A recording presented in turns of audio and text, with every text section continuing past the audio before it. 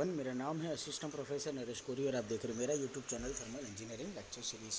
दोस्तों, renewable energy engineering के next unit wind energy की तरफ चलते हैं, जिसके अंदर हम लोग आज बेसिक कंसेप्ट से शुरुआत करने वाले हैं।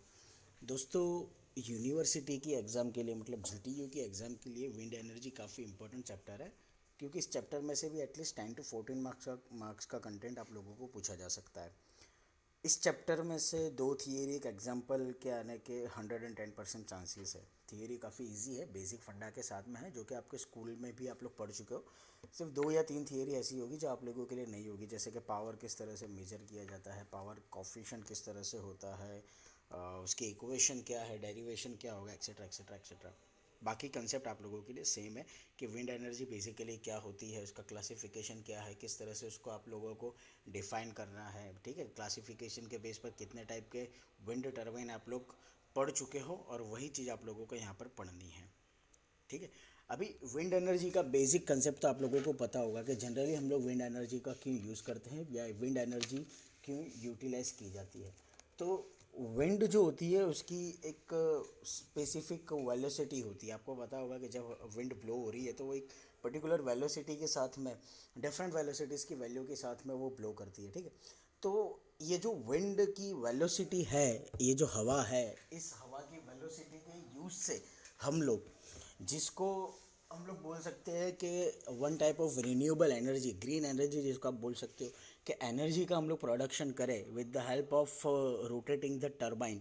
ठीक है, हवा की वजह से, हवा के फोर्स की वजह से हम लोग टरबाइन को रोटेट करें और फिर जो इलेक्ट्रिसिटी प्रोड्यूस करने वाले हैं, that energy is known as the wind energy, क्योंकि हम लोगों ने विंड की वेलोसिटी या विंड के प्रेशर फोर्स का यूटिलाइजेशन किया एनर्जी प्रोडक्शन के लिए। तो ये बेसिक कंसेप्ट है विंड एनर्जी का। ठीक है, अभी विंड एनर्जी के लिए सबसे पहला टॉपिक हमारा होगा derive an equation for power in wind, और उसके बेस पर हम लोग एक और इक्वेशन डिराइव करेंगे पावर कोफिशिएंट के लिए। तो विंड के अंदर पावर किस तरह से होता है। नाउ, विंड ब्लो कर रहा है, हमको पता है कि अगर कोई भी चीज़ कंटेन सम वेलोसिटी, अगर कुछ वेलोसिटी के साथ में फ्लो हो रही है, तो जिसको हम लोग बोल सकते हैं मूविंग कंडीशन। ठीक है, तो हम लोग बोलते हैं कि उसकी काइनेटिक, वो काइनेटिक मोशन पर है, और काइनेटिक मोशन पर है मतलब कि फ्लोइंग मोशन पर है, रनिंग कंडीशन पर है। तो उसके अंदर जो एनर्जी होगी उसको हम लोग काइनेटिक एनर्जी बोलते हैं। तो विंड ब्लो हो रहा है तो डेफिनेटली विंड ब्लो होगा तो उसकी काइनेटिक एनर्जी हम लोग कंसीडर करेंगे। तो टोटल पावर अगर आपको विंड का चाहिए तो सबसे पहले आपके पास में होना चाहिए kinetic energy of the wind, that is given by kinetic energy is equal to 1/2 mv²। ठीक है, नाउ कि कितने अमाउंट की एयर पर यूनिट टाइम पर unit area with respected velocity v जो आप लोगों की टर्बाइन ब्लेड के साथ में स्ट्राइक करेगा, तो उसकी वैल्यू कितनी, तो उसकी वैल्यू होगी a इंटू वी। ए मतलब कि एरिया, v मतलब कि वेलोसिटी, और उसको आप लोग बोलोगे मीटर क्यूब पर सेकंड, क्योंकि one type of A discharge हो गया कि कितने अमाउंट का मास और वेलोसिटी कंटेन वाली फ्लूइड आपके टर्बाइन प्लेट के साथ में स्ट्राइक करेगा। तो मास फ्लो रेट कितना है, रो ए वी, क्यों, क्योंकि हम लोग यहाँ पर डेंसिटी कंसीडर करेंगे, तो मास फ्लो रेट आप लोगों के लिए बन जाएगा रो ए वी। ये हमारे लिए हो गया इक्वेशन नंबर 2। काइनेटिक एनर्जी था 1/2 mv²। ये 1/2 mv² में हम लोग एम रख सकते हैं, मतलब substituting the value of equation 2 into the 1, ये रहा। ठीक है, 1/2 mv², यहाँ पर हम लोगों ने मास की वैल्यू रख दी rho A v into v. Simplify करो, ये इक्वेशन बन जाएगा 1/2 ρ a v³ मैं दिखाता हूँ यहाँ पर, लाइक दिस 1/2 ρ a v³। ठीक है, जूल पर सेकेंड, मतलब आप इसको वॉट भी कंसिडर कर सकते हो, तो आपको टोटल पावर कितना होता है 1/2 ρ a v³। But practically as we know that के 100% एफिशिएंसी वाला कोई भी डिवाइस बनाना पॉसिबल नहीं है, मतलब थोड़ी बहुत एनर्जी लॉस तो आप लोगों को मिलेगी ही। तो वो जो एनर्जी लॉस हो रही है वो एनर्जी लॉस विंड वेलोसिटी के रिस्पेक्ट में होगी, विंड वेलोसिटी के रिस्पेक्ट में होगी, मतलब कि 100% जो वेलोसिटी आप लोगों की विंड की है वो कंप्लीट प्रेशर या पावर के साथ में आपके ब्लेड के साथ में स्ट्राइक करेगा नहीं। ठीक है, there is some heat loss, मतलब कि there is some velocity loss, power loss. वो जो पावर लॉस हो रहा है उसको हम लोग जीरो रिड्यूस हो गया, मतलब इस तरह से कंसिडर कर सकते हैं। ठीक है, जिसको आप लोग बोल सकते हो स्टैटिक एयर लॉस, जो कि आपके टरबाइन के सराउंडिंग में या विंड मिल के सराउंडिंग में होगी, जो उसके ऑपरेशन में कंसिडर की जा सकती है। समझ में आ रहा है। ठीक है, तो इस इक्वेशन 3 के बेस पर हम लोगों को मैक्सिमम वेलोसिटी का पावर फाइंड आउट करना हो तो हम लोग कर सकते हो। कि विंड पावर जो है वो अगर देखा जाए तो वो डायरेक्टली प्रोपोर्शनल है किसके, तो एरिया और वेलोसिटी के थर्ड, मतलब के क्या बोलते हैं आपके थर्ड रूट में, sorry, three times three cube में, ठीक है, क्यूब के कंसिडरेशन में है। मतलब कि वेलोसिटी आपकी जो आएगी उसको हम लोग क्यूब में कंसिडर करके चलेंगे। क्यूब की वैल्यू मान लो कि 5 मीटर पर सेकंड है विंड की वेलोसिटी, तो आप लोगों को कंसिडर करना है 5⁻³ मतलब कि 125, और एरिया जितना ज़्यादा होगा उतना ही पावर आप लोगों को ज़्यादा मिलेगा। अभी प्रैक्टिकली होता क्या है कि विंड की जो वेलोसिटी है अगर वो 5 मीटर पर सेकंड से कम और 25 मीटर पर सेकंड से ज़्यादा है तो वो विंड टर्बाइन के लिए सूटेबल नहीं होता है, ठीक है। क्यों? क्योंकि आपको मैक्सिमम पावर जनरेट करनी है। अगर वेलोसिटी कम है तो आप लोगों को एरिया ज़्यादा बड़ा रखना पड़ेगा, और वेलोसिटी ज़्यादा है 25 मीटर पर सेकंड से ज़्यादा है तो आप लोगों को फ्रिक्शन के चांसेस ज़्यादा रहेंगे। मतलब कि आप लोगों को कंपोनेंट्स के अंदर नॉइज़ी या तो फिर उसको बल्की करना पड़ेगा।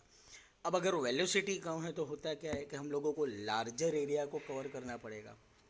Wind turbine with a larger swept area मतलब कि उसके जो प्रोपेलर होते हैं, उसकी जो विंड ब्लेड होती है, टर्बाइन की जो ब्लेड होती है, उसका एरिया आप लोगों को मैक्सिमम रखना है कि जितना ज़्यादा एरिया वो रोटेट करने में कवर करेगा उतनी ही ज़्यादा एयर वेलोसिटी आप लोगों को मिलेगी। मतलब कि लोअर वैल्यू से ज़्यादा और हायर वैल्यू से कम में, ठीक है, समझ में आ रहा है। तो एरिया जनरली इसके लिए कैलकुलेट किया जाता है, that area is given by π/4 d², वो तुमको पता ही है। अभी ये जो एरिया की वैल्यू मिली इसको हम लोग रखेंगे यहाँ पर in this equation, your equation will become PT, total power 1/2 ρV³ यहाँ पर एरिया की वैल्यू π/4 d², सिंप्लीफाई करो 1/8, pi will be as it is ρ d²V³। ये वैल्यू कुछ, एक मिनट, वैल्यू कुछ इस तरह से बनेगी π/8 ρ d²V³। और जो प्रैक्टिकल डायग्राम होता है वो कुछ इस तरह से होता है कि जैसे जैसे आपके विंड का पावर बढ़ेगा, सॉरी, आपके विंड के पावर को बढ़ाने के लिए विंड की स्पीड आपकी ज़्यादा होनी चाहिए। जितनी कम स्पीड होगी उतनी ही ज़्यादा डायामीटर वाला रोटर आप लोगों को यूज़ करना पड़ेगा जो आपको ज़्यादा पावर देगा। और जैसे जैसे वेलोसिटी बढ़ती जाएगी डायामीटर तो कम होगा लेकिन your power production will also be reduce, ठीक है। Effect of wind speed and rotor diameter on wind power. तो इसका मतलब ये हो गया कि वेलोसिटी अगर कम है तो रोटर डायमीटर भी आपका नॉमिनल साइज़ का होगा और पावर जनरेशन भी आप लोगों को नॉमिनल वैल्यू में मिलेगा, ठीक है। तो ये पावर की वैल्यू आ गई हमारे लिए π/8 ρ d²V³। तो इसके ऊपर क्लियर है कि power is directly proportional to square of the diameter of the turbine blade या तो स्वेप्ट एरिया। जो स्वेप्ट एरिया का सिंपल मीनिंग है, स्वेप्ट एरिया का मतलब ये होता है कि टर्बाइन की ब्लेड जितनी घूमेगी उस घूमने की वजह से जो एरिया कवर हो रहा है उसको बोलते हैं swept area. The combine effect of wind speed and rotor diameter variation is shown in figure, जो मैंने अभी आपको डायग्राम में दिखा दी ये वाला, ठीक है। तो total wind power density is define as the total wind power per unit area wind stream. Wind stream के रिस्पेक्ट में पर यूनिट एरिया के रिस्पेक्ट में टोटल विंड पावर आप लोगों को मिलेगा, उसको बोलते हैं पावर डेंसिटी। नाउ उसी के बेस पर पावर कोफिशिएंट क्या होगा हमारे लिए, it can be define as the fraction of free flow का मतलब ये होगा कि आप लोगों की जो एयर होगी जो फ्रीली मूव हो रही है, जिसको आप लोगों को कोई फोर्स नहीं मिलने वाला, कोई रेजिस्टेंस नहीं मिलने वाला, वो हमारे लिए हो जाएगा free flow wind power that can be extracted bye a wind turbine rotor, जिसको हम लोग विंड टर्बाइन रोटर की वजह से यूज़ कर सकते हैं। Is called the power coefficient, जिसको मैथमेटिकली डिफाइन किया जाता है। Power coefficient is the ratio of power of wind turbine rotor, wind turbine rotor के पावर, विंड टर्बाइन का रोटर जब उसके साथ में एयर वेलोसिटी, एयर जो कुछ वेलोसिटी के साथ में स्ट्राइक हो गई है उसके बाद में जो पावर जनरेट हो रहा है that power to the power available in the wind. Actually में विंड के अंदर कितना पावर अवेलेबल था, क्योंकि हमको पता है कि पावर विंड के अंदर ओरिजिनल भी जितना होगा उसका 100% यूटिलाइजेशन हम लोग नहीं कर सकते, थोड़ा बहुत लॉसेस तो आप लोगों को मिलने वाला है। तो वो जो लॉसेस मिलेगा उस लॉसेस को हम लोग विंड टर्बाइन रोटर के साथ में बोल सकते हैं।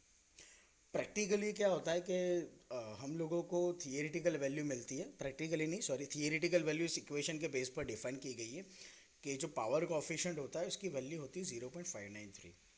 कब मिल सकता है, जब वो फ्री फ्लो हो तब। थियरिटिकल वैल्यू, ठीक है, थियरिटिकल वैल्यू जो होती है वो। अगर आप लोगों को बेस्ट प्रैक्टिकल रूटर्स चाहिए तो पावर कॉफिशिएंट आप लोगों को 0.4 टू 0.45 मिल सकता है, जो कि रोटर का एक स्टैंडर्ड वैल्यू है। 40 to 45% इफेक्टिव के साथ में। थियरिटिकल वैल्यू हमारी थी 0.59, जो कि पॉसिबल ही नहीं, वो मैक्सिमम वैल्यू होगी, ठीक है। तो ये हो गया हमारे लिए power coefficient. Now the most IMP theory, जो कि जीटीयू में 7 मार्क्स में आप लोगों को पूछी जा सकती है, कि पावर एक्सट्रैक्शन विंड टर्बाइन में से आप लोगों को किस तरह से फाइंड आउट करना है। अगर ये थियरी आप लोगों को पूछी जाए ना, तो सबसे पहले ये डायग्राम ड्रॉ करो। As you can see this one, ये है विंड टर्बाइन रोटर का डायग्राम, कि जब एयर वेलोसिटी आपकी रोटर की ब्लेड्स के साथ में स्ट्राइक करता है तो किस तरह से एक लेआउट जनरेट होता है। और ये है उसकी कंडीशन, कि जब wind with some velocity when strikes with the rotor blade, मतलब कि रोटर की अपर सरफेस के साथ में स्ट्राइक करने के बाद उसकी वेलोसिटी के अंदर क्या डिक्रीमेंट आता है और उसके प्रेशर के अंदर क्या डिक्रीमेंट आता है। थोड़ा बहुत बेसिक कंसेप्ट है ये। बेसिक कंसेप्ट कुछ इस तरह से होगा आप लोगों के लिए, कि जब आप लोगों की विंड रोटर के साथ में स्ट्राइक कर रहा है, मतलब उसकी काइनेटिक एनर्जी, उसका जो हम लोग यूटिलाइजेशन करने वाले हैं टू प्रोड्यूस इलेक्ट्रिकल एनर्जी। मतलब पहले मैकेनिकल वर्क में हम लोग काइनेटिक एनर्जी का कन्वर्जन करेंगे, और उस मैकेनिकल एनर्जी को फिर हम लोग कन्वर्ट करेंगे with the help of the generator to produce an electricity, to produce an electrical energy. अभी सर्कुलर बाउंड्री होती है, क्योंकि रोटर आप लोगों का सर्कुलर घूमेगा, उसकी जो ब्लेड होती है वो भी थोड़ा एरोडायनेमिक शेप का होता है, मतलब one type of edge, slant edge इसमें होता है, सर्कुलर शेप में होता है। तो उसकी वजह से क्या होगा कि वो आपकी विंड की एयर मास को इफेक्ट करेगा, and it will create some upstream and downstream effect. Upstream and downstream effect कुछ इस तरह से होगी। ये है, ये आप लोगों के लिए हो गया डाउनस्ट्रीम इफेक्ट, ये हो गया आप लोगों के लिए अपस्ट्रीम, और फिर आगे जाकर के फिर से डाउनस्ट्रीम। इसको बोलते हैं अपस्ट्रीम एंड डाउनस्ट्रीम इफेक्ट। यहाँ पर आप लोगों की विंड जो थी वो स्टेडी स्टेट कंडीशन पर स्ट्रेटली आ रही थी, जैसे ही वो टरबाइन की ब्लेड के साथ में स्ट्राइक करेगा वो अपस्ट्रीम में जाएगा, फिर अपने आप नीचे डाउनस्ट्रीम में आ जाएगा, ठीक है। तो कुछ इस तरह से आप लोगों को प्रैक्टिकली आपके टरबाइन के रोटर के ऊपर विंड की वैल्यू मिलेगी, मतलब कि उसका डायग्राम आप लोगों को मिलेगा। As the free wind interacts with the turbine rotor, the wind transfer part of its energy into the rotor, and the speed of the wind decreases to a minimum, leaving a trail of disturbed wind called wake. अभी जब आप लोगों की wind, उसका मतलब मैं आप लोगों को समझा रहा हूँ, जो मैंने अभी पढ़ा उसको मैं डीप में समझाता हूँ, कि जब आप लोगों की विंड एट सम वेलोसिटी या एट सम स्पीड रोटर के साथ में स्ट्राइक करता है, तो वहाँ पर आप लोगों को विंड के अंदर थोड़ा फॉल जनरेट मिलता है, जिसको आप लोग ट्रेल बोलते हो। ये जो ट्रेल जनरेट हुआ, इसके बाद में ऑटोमेटिक विंड हाई वेलोसिटी के साथ में फिर से रिजेक्ट हो जाएगा, मतलब सिस्टम से बाहर निकल जाता है, मतलब कि रोटर की ब्लेड को स्ट्राइक करने के बाहर निकलता है। इसका मैं आप लोगों को अगर एक प्रैक्टिकल एग्जांपल दूँ, तो हमारे पंखे की हवा, हमारा जो टेबल फैन होता है, उसके अंदर आप कभी भी नोटिस करना, फील करना, मतलब कि जब वेलोसिटी आप लोगों को, जैसे 2 लेयर में कोई चीज़ रखी हो पैरेलल, ठीक है। या तो फिर मैं आपको एक और बेस्ट एग्जांपल दूँ, तो हमारा डेजर्ट एयर कूलर, अगर आप पानी को बंद कर दो, मतलब कि पंप के थ्रू पानी नहीं आ रहा है, सिंपल आप लोगों का फ़ैन चालू हो, भी फ़ैन करता है क्या है, तो एटमॉस्फेरिक एयर को सक करेगा, सिस्टम के अंदर हवा आएगी, मतलब कूलर के अंदर हवा आएगी, और फिर वो हवा आपकी टरबाइन की ब्लेड के साथ स्ट्राइक करने के बाद आप लोगों को मिलता है। ये प्रैक्टिकल एग्जाम्पल सबसे बेस्ट है। तो होता क्या है यहाँ पर, कि जब आप लोगों का कूलर का फ़ैन एयर को सक करता है, उस सक की गई एयर की जो वेलोसिटी होती है वो आपके कूलर के फ़ैन के ब्लेड के साथ में स्ट्राइक करता है। जब वो स्ट्राइक करेगा तब वहाँ पर उसकी वेलोसिटी डिक्रीज होगी, लेकिन फ़ैन आपका कंटिन्यूसली मूवमेंट कर रहा है, उसकी वजह से उसको एक प्रेशर फोर्स मिलता है, और फिर वो हायर वेलोसिटी के साथ में रिजेक्ट होता है। The same thing is over है। तो यहाँ पर जो फॉल हो रहा है उसको बोलते हैं वेक, ठीक है। Just like that the variation in velocity is considered to be smooth. जो वेलोसिटी के अंदर आप लोगों को वेरिएशन मिलने वाला है, सॉरी ओवर हियर, ये अभी ये जो वेरिएशन आप लोगों को मिलेगा विंड की वेलोसिटी के अंदर, ये जो वेरिएशन है, ये जो वेरिएशन होगा वो यूनिक होगा, ठीक है। बट ज़्यादा चेंजेस नहीं आएंगे अगर मीडियम स्पीड के अंदर आप लोगों की एयर ब्लो हो रही है तब, ठीक है। और स्मूथ भी होगा, मतलब आप लोगों को अपस्ट्रीम डाउनस्ट्रीम के अंदर इतना ज़्यादा डिफरेंस मिलेगा नहीं। The fall in static wind pressure, लेकिन एक चीज़ के अंदर सबसे ज़्यादा डिफरेंस आएगा, वो है स्टैटिक प्रेशर के अंदर डिक्रीमेंट। कब? जब आपकी विंड रोटर से स्ट्राइक करके वेक में जाएगी और फिर वापस डाउनस्ट्रीम से अपस्ट्रीम में जाएगी तब। और जब प्रेशर ड्रॉप होता है उसके बाद में एक लिमिट ये आती है कि उसका प्रेशर फिर से नॉमिनल हो जाता है एम्बियंट कंडीशन पर, मतलब कि एटमॉस्फेरिक कंडीशन पर। और ये एटमॉस्फेरिक कंडीशन आप लोग देख सकते हो ओवर हियर। ये डेल्टा पी जो है वो आप लोगों के लिए प्रेशर ड्रॉप है, ये स्टैटिक प्रेशर ड्रॉप है जो विंड स्पीड के अंदर आप लोगों को या विंड मिल के अंदर आप लोगों को देखने को मिल सकता है। ठीक है, नाउ इस चीज़ को आप लोगों को वैल्यू के साथ में डिफाइन करनी है। तो कंसिडर करते हैं कि हमारे पास में इनकम्प्रेसिबल फ्लो है विंड का, ठीक है, और एक रेगुलर विंड टर्बाइन में से वो पास हो रहा है जिसकी ब्लेड आप लोगों की मान लो रोटर टाइप है। तो कंसिडर दैट हम लोग थोड़े पैरामीटर्स कंसिडर करेंगे इसके लिए। Let's say that A is the inlet plane, B is the exit plane, P I incoming wind pressure, V I incoming wind velocity. I मतलब इनलेट, पी मतलब प्रेशर, वी मतलब velocity. Just like that P E V inlet के बाद में outlet मतलब कि exit pressure wind pressure, exit wind velocity, और new मतलब कि स्पेसिफिक वॉल्यूम जिसको आप लोग बोल सकते हो 1/रो। ठीक है, नाउ एग्जिट वेलोसिटी जो एयर की होगी वो डेफिनेटली इनलेट के कंपेयर में काफ़ी कम होगी, मतलब काइनेटिक एनर्जी जो होगी वो आप लोगों की यूज़ हो चुकी है टरबाइन के अंदर। हम लोगों को ये एज्यूम करके चलना है कि कोई एनर्जी लॉस नहीं हो रही है और एयर डेंसिटी के अंदर कोई चेंज नहीं आ रहा है। तो प्रेशर और वेलोसिटी जो चेंजेस होंगे वो आप लोग कुछ इस तरह से डिफाइन कर सकते हो लाइक दिस। ये है प्रेशर के अंदर डिक्रीमेंट यानी कि चेंजेस, ये है वेलोसिटी के अंदर changes. P I inlet pressure जो कि थोड़ा बहुत राइज होगा टरबाइन की ब्लेड के स्ट्राइक करने के साथ, फिर डिक्रीज होगा टरबाइन की ब्लेड के एंड पॉइंट पर, and after the leaving of your turbine blade it will at the exit condition with respect to the ambient pressure, मतलब कि एटमोस्फेरिक प्रेशर के साथ में हुआ, उसको हम लोग इस तरह से एज्यूम करके चलेंगे। Just like that for velocity the inlet velocity of the air will be higher. जब वो ब्लेड के साथ में स्ट्राइक करेगा it will decrease, it will more decrease while leaving the turbine blade. इतना डिस्टेंस जब वो ट्रैवल करेगा तब और डिक्रीज हो जाएगा, और जब उसको लेफ्ट करेगा मतलब उसमें से बाहर निकलेगा, रोटर से बाहर निकलेगी हवा स्ट्राइक करने के बाद, तो उसकी वेलोसिटी और भी कम हो जाएगी with compare to inlet velocity. तो यहाँ पर हम लोगों को इनलेट और आउटलेट के लिए एनर्जी इक्वेशन यूज़ करना है जो आप लोग थर्मोडाइनेमिक्स में पढ़ चुके हो कि इनलेट एंड एग्जिट के लिए हम लोग स्टेडी फ्लो एनर्जी इक्वेशन पढ़ते थे। ये जो स्टेडी फ्लो एनर्जी इक्वेशन है वो हम लोग यहाँ पर अप्लाई करेंगे। तो पहले इनलेट के लिए हम लोग अप्लाई करते हैं P I V plus V I square upon two is equal to P A V plus V I square by two. ये ए मतलब क्या है? तो आप लोगों की रोटर का स्टार्टिंग पॉइंट, ठीक है। बाकी सब आप लोगों ने नेग्लेक्ट कर दिया, स्टैंडर्ड वैल्यू आप लोगों को सीधा सीधा यही याद रखना है, P I V plus V I square upon two is equal to P A V plus V I square by two. दोनों साइड से वी को कॉमन निकालो या डिवाइड कर दो, P I plus V I square by two V is equal to P A plus V I square by two V. Diagram मैंने आपको समझा दिया। नाउ वैल्यू रखते हैं हम लोग, वैल्यू किसकी रखेंगे? तो हम लोगों ने वॉल्यूम की वैल्यू रख दी है, ये हमारे लिए है specific volume, this V is the specific volume जिसकी वैल्यू आप लोगों के लिए हो सकती है 1/रो, ठीक है। तो ये 1/रो है वो हम लोग यहाँ पर रखेंगे, तो रो विल मल्टीप्लाई ओवर हियर, मतलब कि न्यूमरेटर में जाएगा, वो न्यूमरेटर में जाएगा तो आपकी इक्वेशन बन जाएगी P I plus rho V I square upon two is equal to P A plus rho V I square upon two. जिस तरह से इनलेट के लिए वैल्यू बनी उसी तरह से हम लोग एग्जिट के लिए वैल्यू रखेंगे, that P E plus rho V square by two is equal to P B.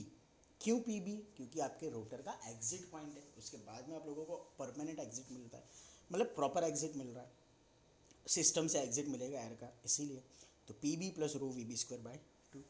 अभी विंड वेलोसिटी जो है वो आप लोगों की पॉइंट ए से, विंड वेलोसिटी पॉइंट ए से पॉइंट बी में डिक्रीज हो रही है as you can see from the diagram. तो ये ए से बी में जो डिक्रीमेंट हुआ है, इस डिक्रीमेंट के बेस पर कुछ स्टैंडर्ड वैल्यूज हम लोग एज्यूम कर सकते हैं, जैसे इनलेट वेलोसिटी जो होगी वो पॉइंट ए से ज़्यादा होगी और पॉइंट बी पर एग्जिट से आप लोगों को वेलोसिटी एयर की ज़्यादा मिलेगी। उसी तरह से जो प्रेशर होगा वो इनलेट का प्रेशर पी ए से कम होगा, लेकिन एग्जिट का प्रेशर पी बी रोटर के एंड पॉइंट से ज़्यादा होगा। तो हम लोग क्या करेंगे कि हमारी ये जो इक्वेशन है, सॉरी ये जो दो इक्वेशन इनलेट और आउटलेट पे मिली, इनलेट एंड एग्जिट पर मिली, इसको हम लोग सिंप्लीफाई करेंगे P A minus P B के फॉर्म में ओवर हियर। तो हम लोग P A minus P B करते हैं, P A minus P B करेंगे हम लोग, तो सारे term P A minus P B को एक तरफ ले लो, बाकी सारे टर्म्स एक तरफ जाने दो, तो you will get P I plus rho V I square minus V A square upon 2 minus P E plus rho V I square minus V B square upon 2, sorry ये V E square, this one is V square. ठीक है, अब assume करो, assume क्या करना है कि exit and जो है वो आप लोगों का काफ़ी दूर है टरबाइन से। अभी टरबाइन से अगर काफ़ी दूर है तो हम लोग एज्यूम कर सकते हैं कि एग्जिट पर आप लोगों को जो प्रेशर मिलेगा that pressure should be with compare to the inlet pressure, मतलब कि एम्बिएंट कंडीशन पर है, और जो वेलोसिटी मिलेगी वो वेलोसिटी पॉइंट ए और पॉइंट बी के ऊपर इक्वल रहेगी, मतलब कि टोटल वेलोसिटी के रिस्पेक्ट में रहेगी। तो you can assume that P E is equal to P I, मतलब कि एग्जिट प्रेशर और इनलेट प्रेशर सेम है, और वेलोसिटी पॉइंट ए और पॉइंट बी के ऊपर सेम है। जब इसको आप लोग यहाँ पर सब्सटीट्यूट करोगे तो आप लोगों को वैल्यू कुछ मिलेगी, क्योंकि आप लोगों का पी आई और पी माइनस में तो वो कैंसिल हो जाएगा। ठीक है, V A square by two V B square by two ये सेम है तो कैंसिल हो जाएगा, बचेगा क्या, रो आपका कॉमन है बाहर ले लो, V I square by two minus V square by two, ये आपकी इक्वेशन बनेगी। हम लोगों ने न्यूमिनेटर को सेम कर, सॉरी डिनोमिनेटर सेम कर दिया क्योंकि एक ही वैल्यू है, तो आप लोगों की वैल्यू क्या बनेगी, P A minus P B, मतलब कि pressure difference is equal to rho V I square minus V square upon 2। Now अभी ए जो है, जो हम लोगों ने प्रोजेक्ट किया था एरिया के लिए, ए मतलब आपका रोटर का inlet pressure, sorry inlet point नहीं है, यहाँ पर हम लोगों को ए एरिया कंसीडर करना है विंड टरबाइन का, जो कि परपेंडिकुलर होगा किसके, तो विंड स्ट्रीम से परपेंडिकुलर होगा, क्योंकि आपको पता है कि टरबाइन की जो ब्लेड होती है वो या तो हॉरिजॉन्टल होगी या तो वर्टिकल होगी, उसको परपेंडिकुलर डायरेक्शन में ही आप लोगों की एयर स्ट्राइक करने वाली है, तभी जा करके आप लोगों को विंड के अंदर रोटेशन मिलेगा। तो यहाँ पर जो एक्सियल फोर्स लग रहा है वो एक्सियल फोर्स किस तरह से होगा, axial force is denoted by capital F suffix में small X, F X is equal to P A minus P B into A. Now P A minus P B की वैल्यू क्या है हमारे पास, तो P A minus P B की value आप लोगों ने यहाँ पर डिफाइन कर दी थी, that rho into V I square minus V square upon 2, तो वो वैल्यू हम लोग यहाँ पर रखेंगे, P A minus P B rho V I square minus V square upon 2, area will be as it is. अभी एक्सियल फोर्स जो होता है वो मोमेंटम के चेंजेस के इक्वल टू में होता है, मतलब जितना चेंज ऑफ मोमेंटम होगा उसकी वैल्यू एक्सियल फोर्स के भी इक्वल टू में होगी। तो आप लोगों को एक्सियल फोर्स की दूसरी एक वैल्यू मिल सकती है with respect to change of momentum, that F X is equal to delta M into V, velocity into change in mass. Delta M मतलब क्या है, तो रो ए वी टी, और वी क्या है, तो V I minus V E. तो आप लोगों को एक्सियल फोर्स की दो वैल्यू मिली, एक rho A V I square minus V square upon 2, और दूसरी rho A V T into V I minus, sorry rho A V T into V I minus V. ठीक है, वेलोसिटी का change inlet और exit के लिए, और mass का change rho A V T, क्योंकि मास एम एम मतलब रो ए वी होता है। क्लियर, तो इस दोनों इक्वेशन को अब हम लोग इक्वेट करेंगे, मतलब एफ एक्स आपके लेफ्ट हैंड साइड दोनों सेम है, तो दोनों राइट हैंड साइड को आप लोग इक्विवेलेंट कर सकते हो, तो आपकी वैल्यू क्या बनेगी, rho A V I square minus V square upon 2 is equal to rho A V T V I minus V. Clear, now rho A from both side will be cancel out क्योंकि दोनों same है। Clear, आपके पास में क्या बचा, we I square, sorry आपके पास में क्या बच रही है वैल्यू, आपके पास में वैल्यू ये बच रही है कि V I square minus V square upon 2 is equal to V T into V I minus V E, V T into V I minus V E. Simplify करो, सिंप्लीफाई करोगे आप इक्वेशन को तो V I square minus V square के आप लोगों के दो पार्ट्स बनेंगे, क्योंकि आप लोगों को मैथमेटिक्स का सिंपल रूल, हम लोगों को इसको इक्विवेलेंट करना है, V I minus V into V I plus V divided by 2 is equal to V T into V I minus we.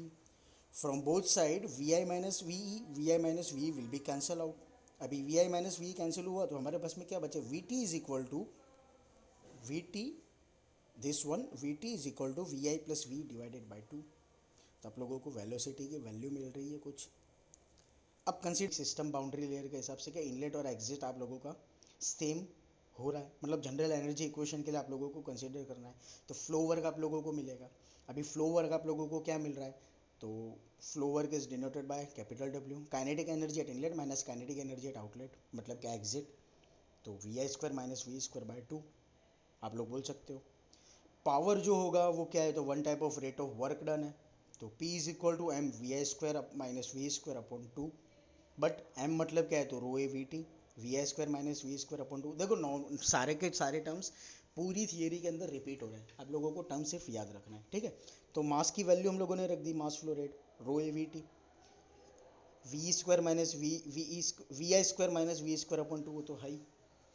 Now V T की वैल्यू क्या है, तो वी टी की वैल्यू आप लोगों ने यहाँ पर ले ली थी, फाइंड आउट की थी कि हम लोगों को जो चेंज इन वेलोसिटी मिला है, मतलब कि वी टी जो आप लोगों को मिला है वो है V I plus V upon 2। अभी वी टी आपके डायग्राम के अंदर ये रहा, कन्फ्यूजन ना हो इसीलिए मैं आपको बता रहा हूँ, ये है आपका वी टी टोटल वेलोसिटी, आप लोग इसको कंसिडर कर सकते हो, या एवरेज वेलोसिटी, जो कि आपके रोटर ब्लेड के सेंटर पॉइंट से कंसिडर किया जाता है।